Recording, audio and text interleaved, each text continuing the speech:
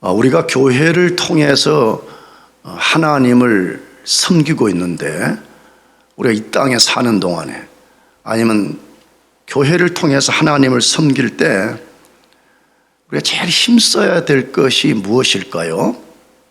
그것은 그리스도 안에 있는 형제 자매들을 사랑하는 것입니다.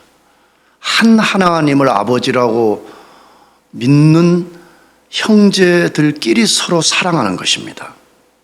근데 우리의 현실은 형제를 사랑하는 것이 너무 서툴고 그렇게 하지 못한다는 것을 우리가 잘 알고 있습니다. 그러나 우리가 절대로 포기하지 말고, 또 설령 형제를 사랑하는 것에 실패했을지라도 다시 일어나서 끝까지 형제 자매를 사랑해야 됩니다. 왜 우리가 포기하지 않고 그리스도 안에 있는 형제들을 끝까지 사랑해야 될까요?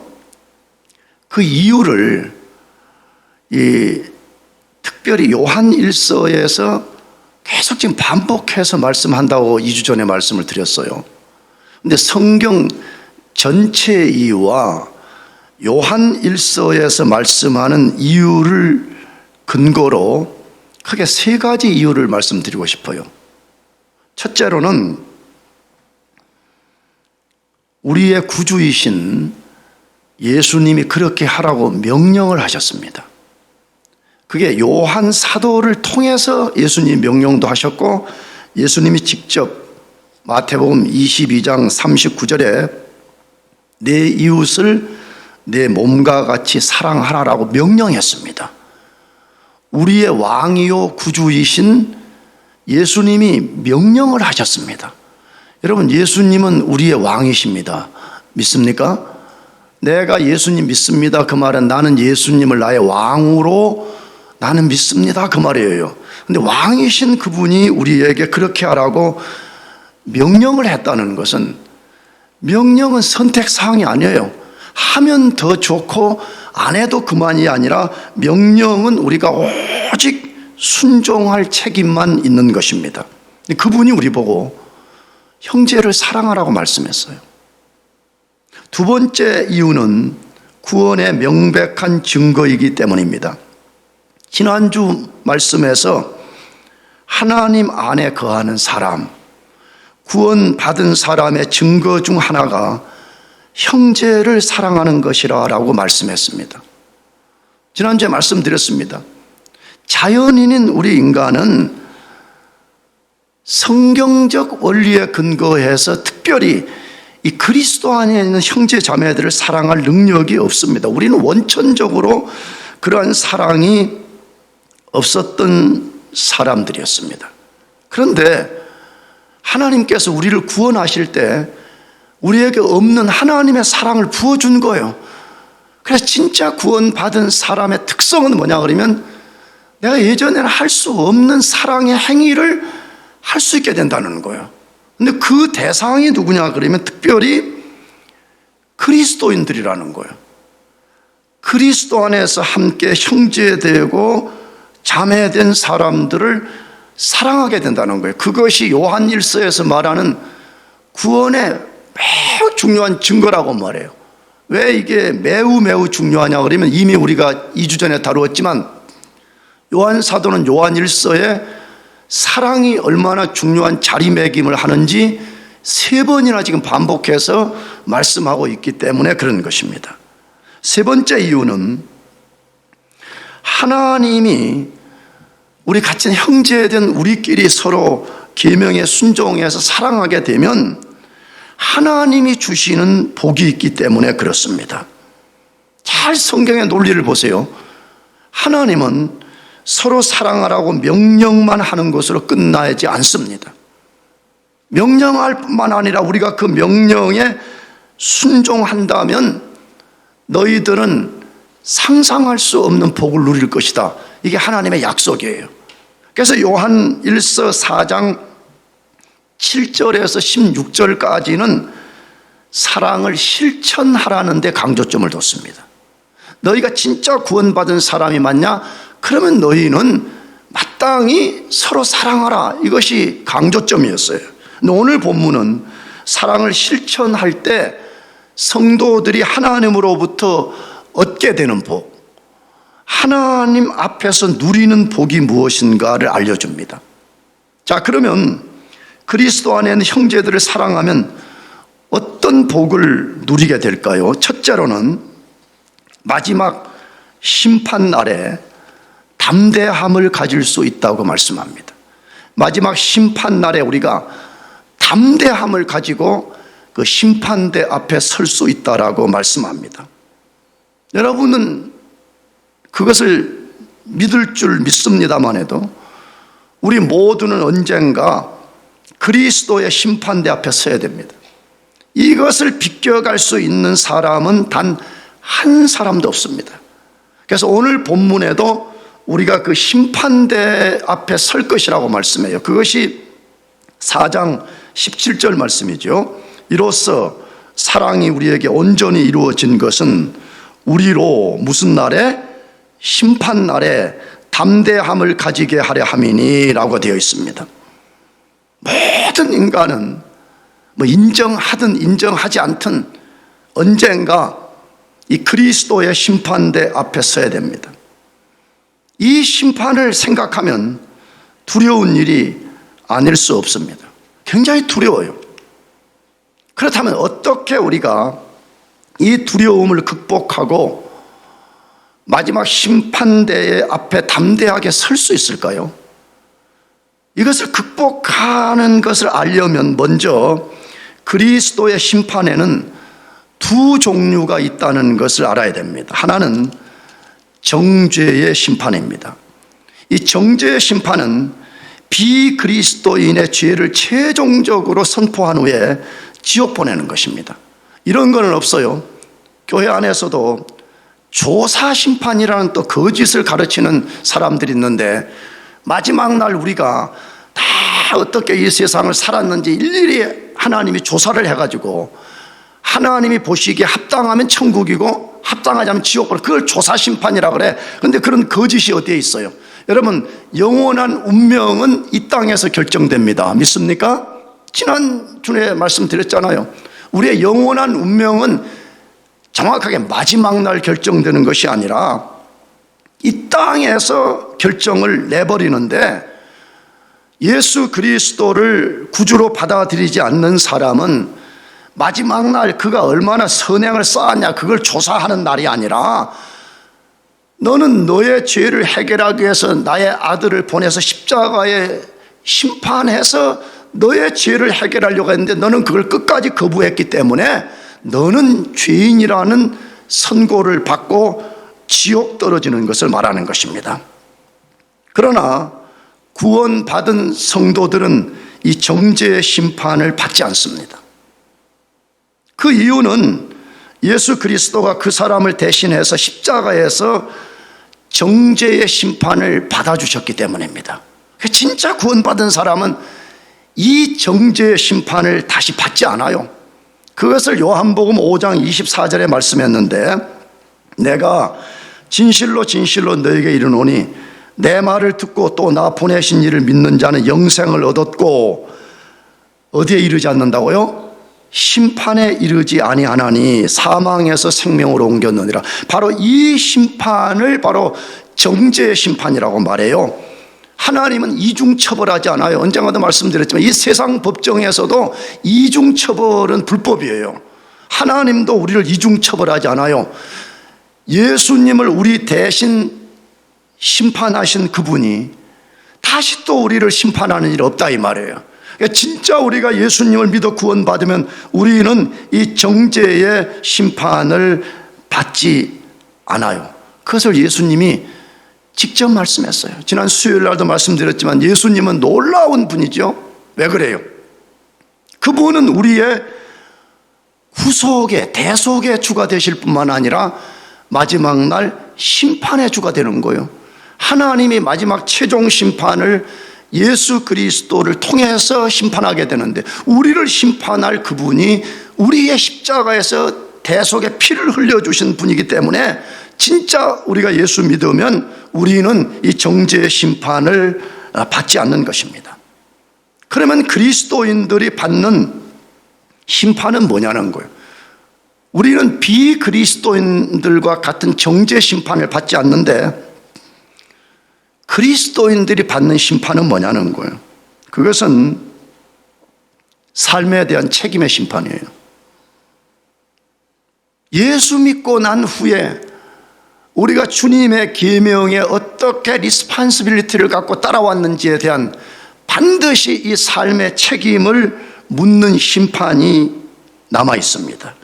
근데 여러분이 만일에 심판이라는 이 말이 공포를 일으킨다면 그냥 이 심판을 이렇게 이해하면 돼요. 마태복음 25장 용어대로 우리 삶의 최종적 결산의 날이에요. 우리 삶의 최종적 무슨 날이라고요? 결산을 하는 그 날이 남아있다 이 말이에요.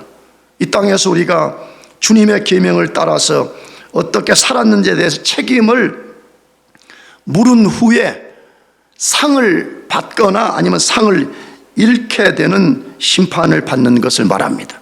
그 대표적인 말씀이 두 가지가 있는데 하나는 고린도후서 5장 10절이에요. 이는 우리가 다 반드시 그리스도의 심판대 앞에 나타나게 되어 각각 선악간에 그 몸으로 행한 것을 따라 받으려 함이라. 나는 이 교회 목회하면서 이 구절을 한 과장에서 100번은 인용한 것 같아요. 아마 이 앉아 계신 분들도 상당히 많이 들은 걸로 제가 지금 알고 있어요. 자, 근데 그 심판을 뭐라고 했어요? 다시. 이는 우리가 첫째 뭐라 그랬어요? 다라고 말해요.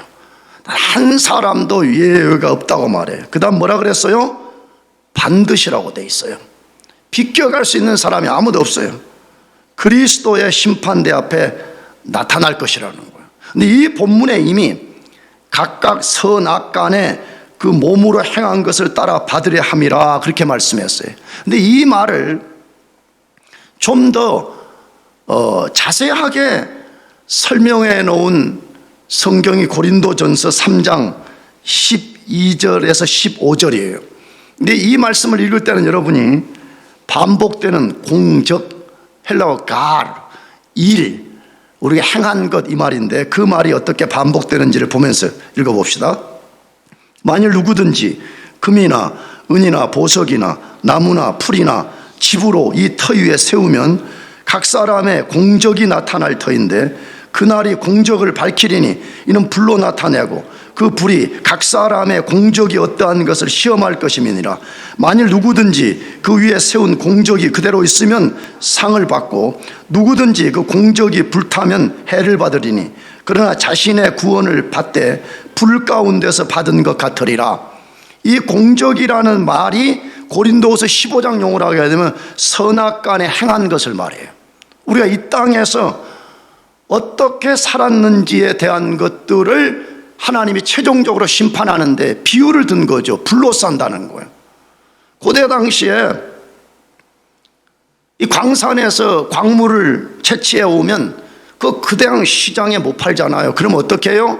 불 속에 집어넣어 가지고 1000도, 2000도, 3000도 불을 가해 가지고 모든 나쁜 것들, 찌꺼기들을 다 걷어내고 순금, 순은만 채취하는 방식처럼 우리 삶이 거창한 것처럼 막 70년, 80년을 살지만 마지막 심판날에 하나님이 불로써 우리를 심판해서 영원히 남을 것과 찌꺼기처럼 타서 없어질 것을 완전하게 분리시키는 날이 올 것이라는 거예요. 그렇기 때문에 우리 그리스도인들에게도 정죄의 심판은 없지만 반드시 우리가 이 세상에 어떻게 살았는지에 대한 심판을 받게 된다고 말씀합니다.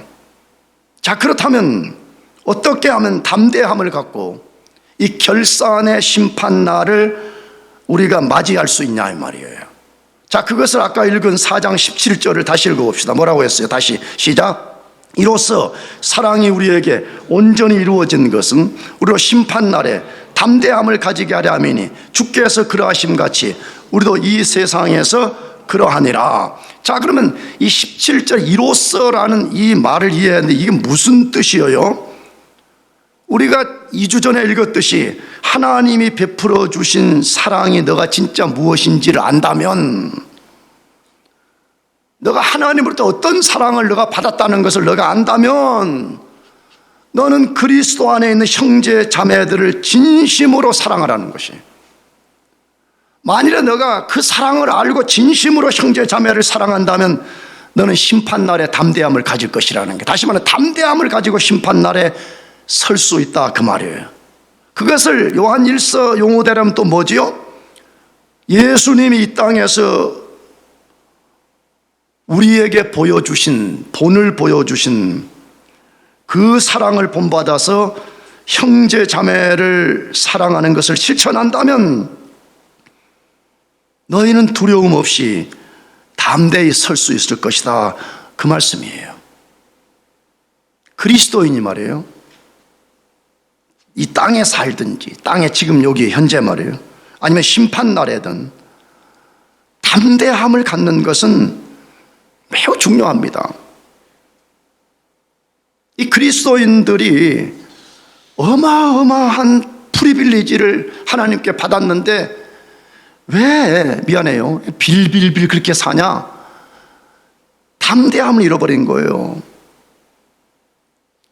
하나님은 우리 보고 담대함을 가지고 세상을 살고 담대함을 가지고 심판날을 맞서라 그러는데 이 담대함이 없는 거예요. 그래서 요한 사도가 담대함에 대해서 계속 반복을 해요, 요한 1서 안에서. 자, 그런데 이 반복할 때 왜 담대함을 가져야 하며 어떻게 담대함을 가질 수 있다고 가르치는지를 잘 생각해 봐요. 그 말씀이 제일 먼저 2장 28절 말씀이에요. 2장 28절. 자녀들아, 이제 그의 안에 거하라. 이는 주께서 나타내신 바 되면 그가 강림하실 때 우리로 담대함을 얻어 그 앞에서 부끄럽지 않게 하람이라. 이 구절과 이 구절의 문맥이 무엇을 의미하는지를 잘 생각해 봐요. 그 다음에 요한복음 3장 21절에 사랑하는 자들아, 만일 우리 마음이 우리를 책망할 것이 없으면 하나님 앞에서 뭘 얻고? 담대함을 얻고라고 말했어요. 그 다음에 조금 전에 읽었던 본문, 우리 오늘 본문, 그 다음에 5장 14절 뭐라고 되어 있어요? 그를 향하여 우리가 가진 바 담대함이 이것이니 그의 뜻대로 무엇을 구하면 들으심이라. 자, 제가 인용한 이 요한 1서의 3개, 본문까지 4개 이 담대함이라는 말이 무엇과 연결되어 있어요? 우리가 담대함을 가질 때만이 심판날에 첫째 부끄럽지 않게 된다고 말해요. 두 번째는 뭐죠? 그것을 진짜 가질 때 우리가 우리 자신을 책망하지 않게 되는 영적 상태에 있게 된다고 말해. 세 번째는 뭐였어요? 우리가 담대함을 가지고 기도할 때 하나님 우리 기도를 뭐 해줘요? 응답해 주신다라고 말씀하고 있습니다. 이걸 다른 말로 하면 뭐예요? 우리가 주의 계명에 순종할 때만이 담대함을 갖게 되는데 이 담대함을 가질 때만이 세상과 우리 자신과 이 모든 것을 이겨낼 수 있다라고 말씀하고 있습니다. 근데 그 담대함을 갖는 가장 큰 비결이 뭐냐 그러면 그리스도 안에 있는 형제 자매들을 진심으로 사랑하는 거예요. 그렇게 해봅시다 하면, 나도 2주 전에 말했지만 나도 이게 잘 안 돼갔어요. 항상 고민이고 실패하고 그러는데 우리는 내팽개치면 안 돼요. 나는 기질이 원래 그래, 요즘 MBTI, 자꾸 그래, MBTI 같은 거짓 같고 자꾸 그걸 바이블인 것처럼 말하지 마라. 그런 거짓이 어디에 있어? 그런 것이. 여러분이 알겠지만 나는 그런 걸 매우 혐오하는 목사예요, 나는. 왜냐하면 그게 진리가 아니란 말이야. 제가 시우 있은 거지, 어느 여자가 만든 거잖아, 그거 자체가. 그런 걸 갖고, 야, 너 왜 그렇게 살아? 그러면, 아, 목사님, 나는 MBTI 기질 중에 뭐예요? 근데 나는 원래 그래요. 그런 게 어딨냐고 말이에요. 원래는 그러지만 그리스도 안에서 바꿔야지. 할렐루야. 아멘이죠. 그런 거예요. 교회 안에 좀 사랑하기 어려운 형제 자매들이 있고 까다로운 분들이 있을지라도 우리가 해보는 거예요. 그걸 우리가 해보는 거예요. 그렇게 할 때 하나님의 말씀이 진리라는 것을 경험하게 돼. 내가 미워하고 피해버리고 도망가고 그러면요, 자꾸 내 속에 어둠이 나를 지배해. 근데 말씀대로 행하게 되면 담대함을 갖게 되고, 그 담대함이 나 자신에게 얼마나 큰 많은 것을 누리게 하는지를 경험하게 된다 이 말이에요. 그래서 여러분들이 형제 자매들을 깊이 사랑하심으로써 지금 여기서도 담대함을 얻고 마지막 심판날에도 담대할 수 있기를 바랍니다. 두 번째로 우리가 형제 자매들 사랑하면 누리는 복이 뭐냐 하는 것이에요. 세상에서 두려움을 이기며 살 수 있게 돼요. 세상에서 두려움을 우리가 극복해내버려요. 잘 생각해 보세요. 모든 인간, 그리스도인이든 비그리스도인이든 간에 의식, 무의식 중에 어떤 두려움이 있다는 걸 우리가 부정할 수가 없어요. 특히 그리스도인들도 그런 두려움을 갖고 있습니다. 근데 그리스도인들이 갖는 두려움의 이유는 뭐예요? 하나님을 알거든요. 하나님의 진리가 뭔지를 알게 돼요. 근데 거기에 비해서 자기 자신의 삶의 방식이 합당하지 못하다는 것을 아니까 계속 양심의 가책을 받으면서 동시에 두려움을 갖고 그것이 마지막 심판날을 자꾸 생각하거든요. 내가 만약 이렇게 산다면 마지막 날 그리스도의 심판대 앞에 어떻게 비춰질 것인가, 이걸 생각하기 때문에 그리스도인들도 크고 작은 두려움 속에 사로잡혀 있는 거예요. 그러면 어떻게 우리가 두려움을 쫓아내버리고 정말 담대함과 평안을 가질 수 있냐 이 말이에요. 그걸 4장 18절에 소개했어요. 읽어봅시다. 4장 18절에 시작. 사랑 안에 두려움이 없고 온전한 사랑이 내쫓나니 두려움에는 형벌이 있음이라. 두려워하는 자는 사랑 안에서 온전히 이루지 못하였느니라. 다시, 사랑 안에는 뭐가 있어요? 두려움이 없고 온전한 사랑이 두려움을 뭐하나니? 쫓아내는, 이렇게 돼 있어요. 자, 두려움을 쫓아내는 비결을 지금 뭐라고 말해요? 사랑이라고 말해. 사랑 안에 두려움이 없고 온전한 사랑이 두려움을 내어 쫓나니라고 그렇게 말씀해요. 우리가 예수님의 계명을 따라서 전심으로 하나님을 사랑하고 형제 자매들을 사랑한다면 우리 안에 두려움이 자리할 수 없다는 거예요. 설령 어떤 이유 때문에 두려움이 자리했다고 할지라도 우리가 그렇게 한다면 그 두려움들은 쫓겨나고 말 것이라고 말씀합니다. 이 말을 뒤집어서 우리에게 비춰보면 무슨 말씀이에요? 우리가 의식 무의식 중에 두려움에 시달리는 이유가 어디에 있다는 거예요?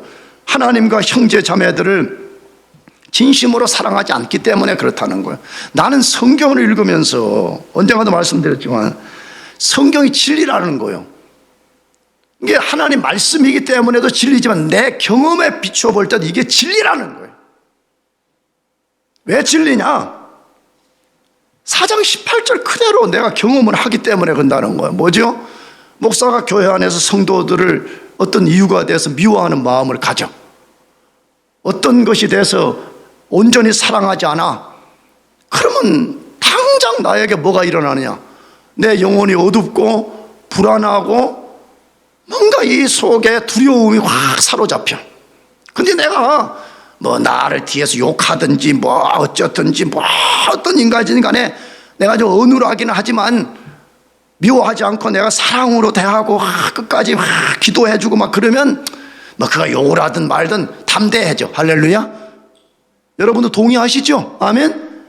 동의하지 않는 인간은 인간이 아닌 거야 지금. 그렇잖아. 동물계에 있는 거야 지금.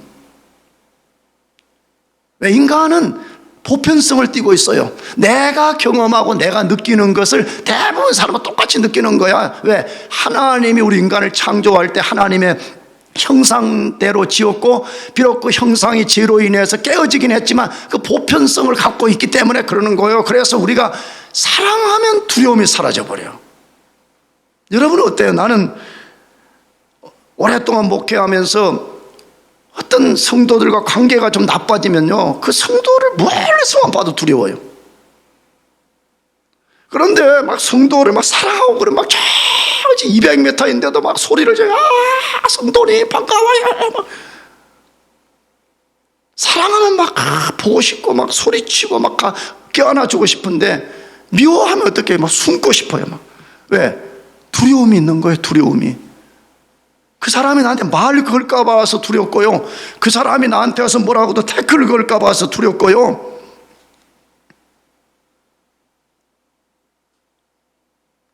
성경은 진리예요. 성경은 진리예요. 우리가 사랑하면 두려움은 쫓겨날 것이지만, 사랑하지 않으면 우리는 형벌을 가질 것이라고 말해. 사랑하지 않으면 뭘 갖는다고요? 형벌 속에 있게 돼. 실제 헬라어 문장이 그렇게 돼 있어. 너희가 만일에 형제들을 사랑하면 두려움이 쫓겨날 것이지만, 형제들을 사랑하지 않으면 너희는 형벌을 소유할 것이다, 이렇게 되어 있어요. 그러면 이 말이 무슨 뜻이에요? 형제들을 사랑하지 못한 것에 대한 죄책감, 계속 시달리는 거지. 양심의 고뇌와 고통을 가져. 그래서 나는 모르겠어요, 여러분. 나는 그래. 나는 혹시 어떤 일이 있어 누구를 미워하는 마음이 생기면 내가 못 견디겠어. 내 양심이 그냥 못 견디겠어. 계속 그 고뇌 속에 있어. 계속 고통 속에 막 시나리오를 써. 막 나가서 하나님 앞에서 책망받을 것에 대한 두려움이 항상 우리를 사로잡는 거예요. 이걸 성경에는 형벌 상태에 있다, 그렇게 말하는 것이에요. 그러니까 형제를 미워하는 것은요, 그 사람 스스로가 뭘 결심하는 거예요? 나는 내 마음이 천국에 있지 않고 지옥 속에 거하겠습니다. 그걸 선택하는 것과 똑같다, 이 말이에요.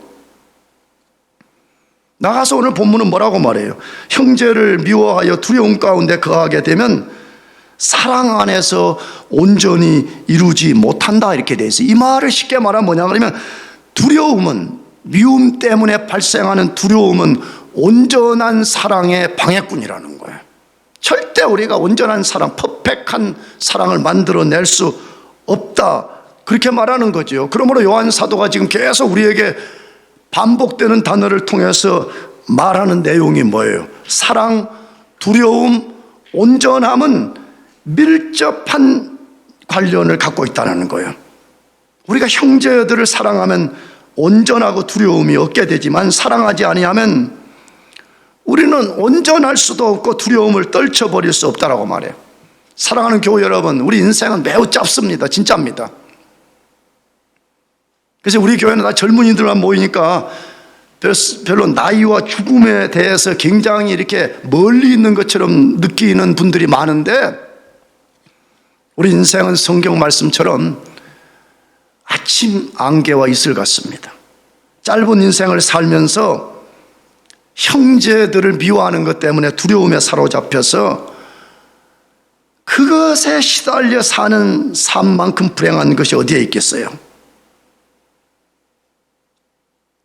예수님의 전령자인 세례 요한이 있잖아요. 근데 세례 요한의 아버지가 사가랴라는 사람인데, 그 사가랴가 예수님 탄생의 이야기를 다 이제 알고 난 다음에 누가복음에 위대한 예언을 했어요. 근데 그 예언 중에 하나님이 우리를 마귀와 죄로부터 구원해 주신 이유가 하나 있다고 말해.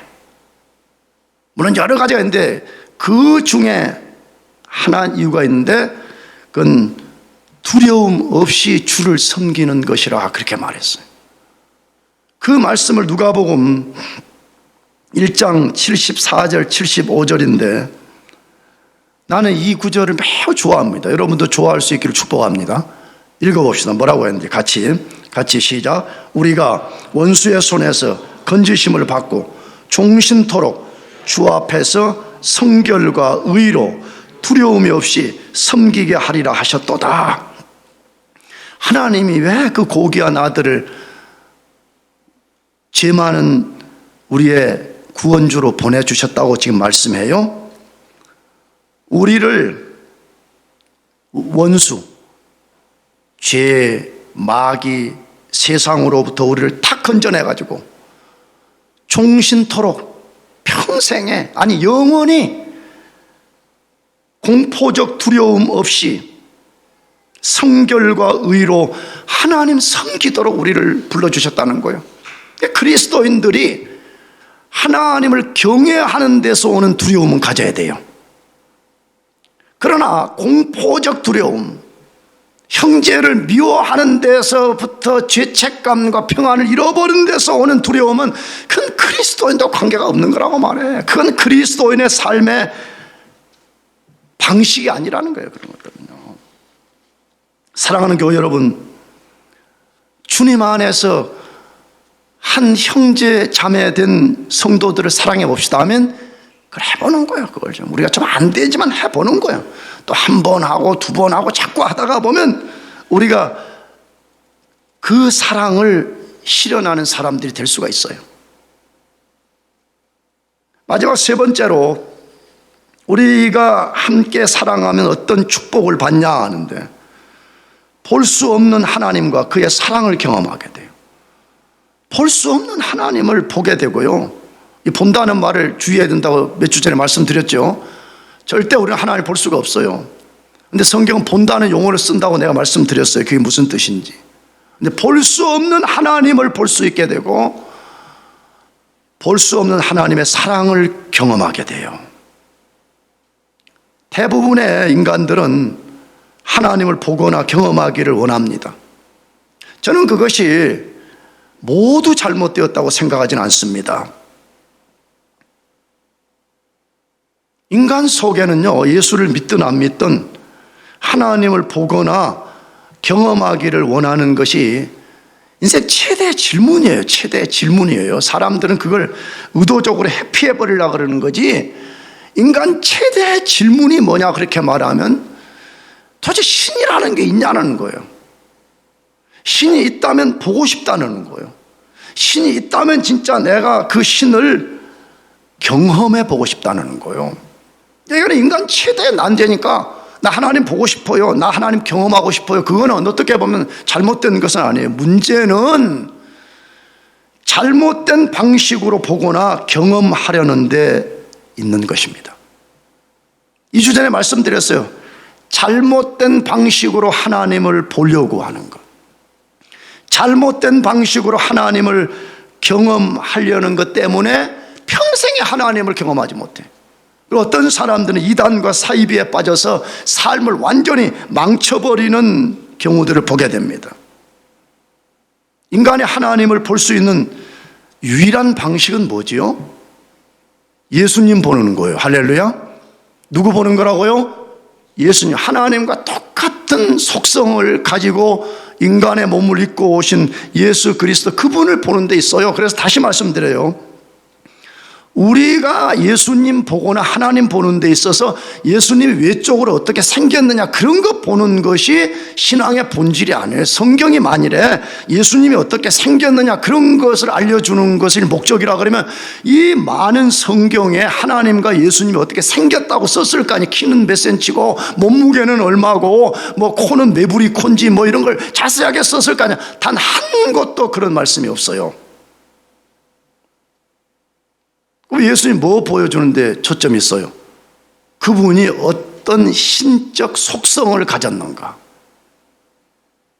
그걸 통해서 예수님이 그를 보내신 하나님의 신적 속성을 보여주는데 목적이 있습니다. 그렇다면 보이지 않는 하나님, 그러나 살아계시고 예수님을 구주로 믿는 사람 속에 분명하게 내주하시는 하나님을 어떻게 우리가 경험할 수 있냐는 거예요. 그것을 요한일서 4장 20절에 소개하는데 같이 읽어보겠습니다. 시작. 누구든지 하나님을 사랑하노라 하고 그 형제를 미워하면 이는 거짓말하는 자니 보는 바 그 형제를 사랑하지 아니하는 자는 보지 못하는 바 하나님을 사랑할 수 없느니라. 자, 어떻게 우리가 예수 믿고 우리 안에 내주하시는 하나님을 경험할 수 있다고 말해요.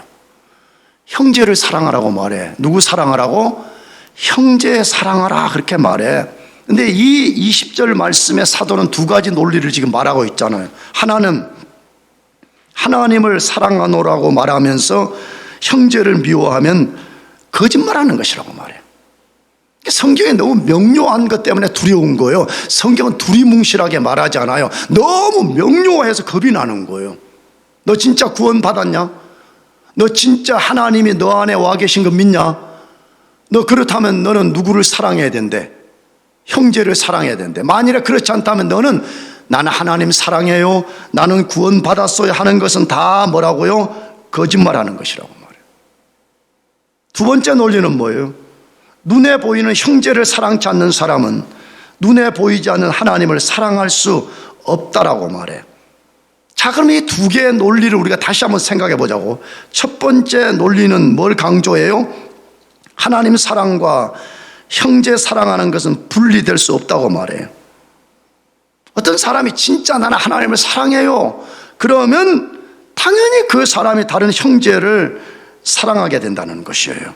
다시 나는 하나님은 사랑하지만 형제는 사랑할 수 없어요, 그건 거짓말하고 있다는 그 사람이요. 근데 의외로 교회는 그런 사람들이 많아요. 교회에는 문제가 사람들이 너무 많아요. 교회 사람들은 비판만 해요. 교회 사람들은 거짓말쟁이에요. 교회 사람들은 사기꾼이에요. 그렇기 때문에 나는 교회 성도들하고 교제도 안 하고, 나는 성도들 사랑할 것 안 할 것, 나는 교회 안 섬겨요. 나는 차라리 교회 섬기려면 저기 교회 밖에 로타리 클럽 가서 섬길 거예요. 그러나 나는 하나님은 사랑해요. 이런 등식의 말을 하는 사람들이 의외로 많아요, 교회 안에는. 근데 그렇게 말하는 사람들은 하나님을 사랑한다는 그 사랑은 무슨 말이라고요? 거짓말하는 것이라 그렇게 말해요. 놀라운 사실은 요한 사도가요, 담대함이라는 말을 몇 번씩 반복하듯이 요한 1서에서 이렇게 하는 행위는 거짓말이다, 거짓말하는 것이다, 혹은 누구를 거짓말쟁이로 만드는 것이다, 이걸 반복해요. 그것을 1장 6절부터 시작하는데, 만일 우리가 하나님과 사귐이 있다 하고 어둠에 행하면 무슨 말을 하고? 거짓말을 하고 진리를 행하지 아니함이거니와, 이렇게 말했어요. 그런 사람들은 구원받은 사람 아니라는 거예요.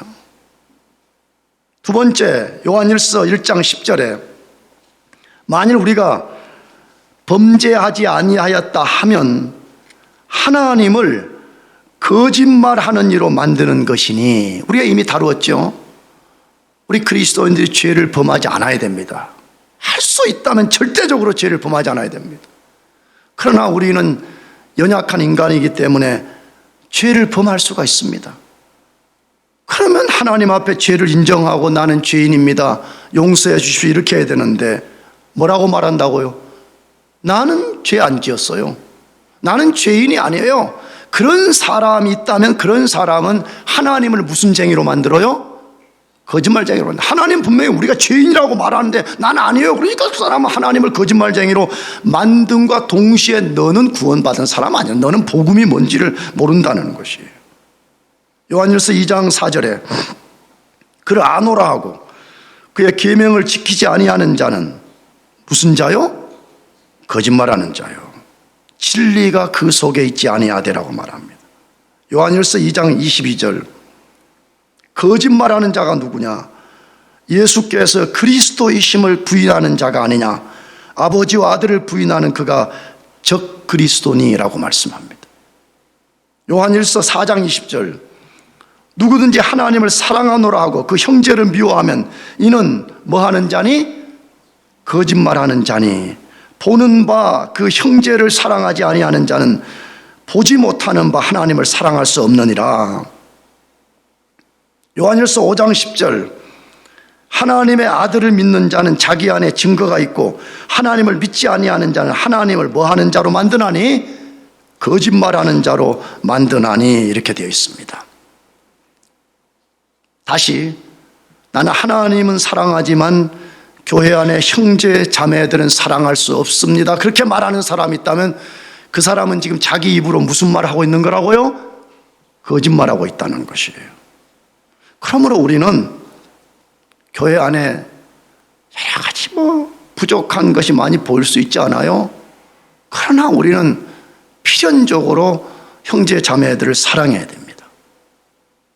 그러니까 어쩌면 그 훈련 해보라고, 그 실천을 해보라고, 그거 어눌하지만 한번 너가 그렇게 해보는 훈련을 하면서 자꾸 어린아이들이 걸음마를 익히듯이 그거 하라고 우리를 지금 여기에 살려둔 거 아니에요? 근데 그걸 안 하겠다는 거예요. 교회에 같이 안 섬기겠다는 거예요. 교회에 같이 와서 부딪히지 않겠다는 거예요. 내가 볼 때는 그런 사람들은 굉장히 위험한 사람들이에요.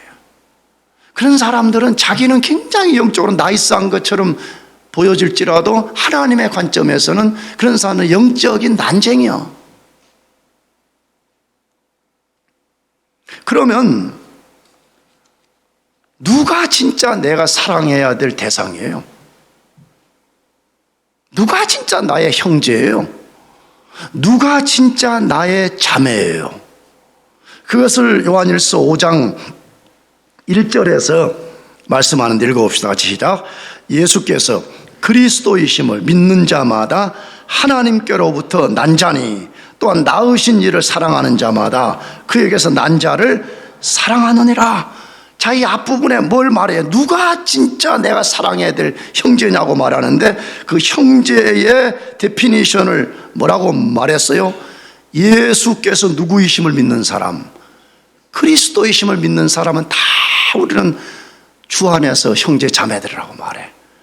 그가 박사학위가 있든 없든 돈이 많든 적든 그가 잘생겼든 못생겼든 그가 와가지고 교회 와서 문제를 일으키든 말든 상관없이 그가 진짜 예수 그리스도를 메시아로 믿고 고백하는 사람이라면 그는 하나님께로 난 한 가족이라는 거예요. 그러니까 우리가 좀 못마땅해도 좀 우리가 MBTI 관점에서 좀 마음에 안 들어도 말이에요. 우리가 그들을 사랑해야 된다. 할렐루야. 그렇게 말하는 거예요. 그렇게 말하는 거예요. 그러면 우리는 이전에 경험할 수 없었던 볼 수 없는 하나님을 보게 되는 역사, 볼 수 없지만 우리 속에 역사하는 그 하나님의 사랑을 우리가 깊이 경험하는 역사가 있을 것이라고 말씀해. 사랑하는 교우 여러분, 이제부터 다시 해봅시다. 나도 압니다. 나 자신부터가 제일 못하는 게 형제 자매들 진심으로 사랑하는 거거든요. 다시 합시다. 아멘? 아멘? 다시 해보는 거예요. 다시 해보는 거예요. 마음을 들여서 사랑해보고, 시간을 들여서 사랑해보고, 물질을 들여서 사랑해보고, 하나님이 주신 은사를 들여서 사랑해보고, 하나님이 주신 재능을 들여서 사랑하고, 이걸 해봐. 그래야만이 살아계신 하나님, 살아계심에 역사하는 하나님의 사랑을 경험할 수 있다고 말해요. 더 이상 우리가 형식적인 하나님과 아무 관계없는 죽은 그리스도인으로 살지 않고 하나님을 생생하게 경험하고 살아가시기를 축복합니다. 기도하겠습니다.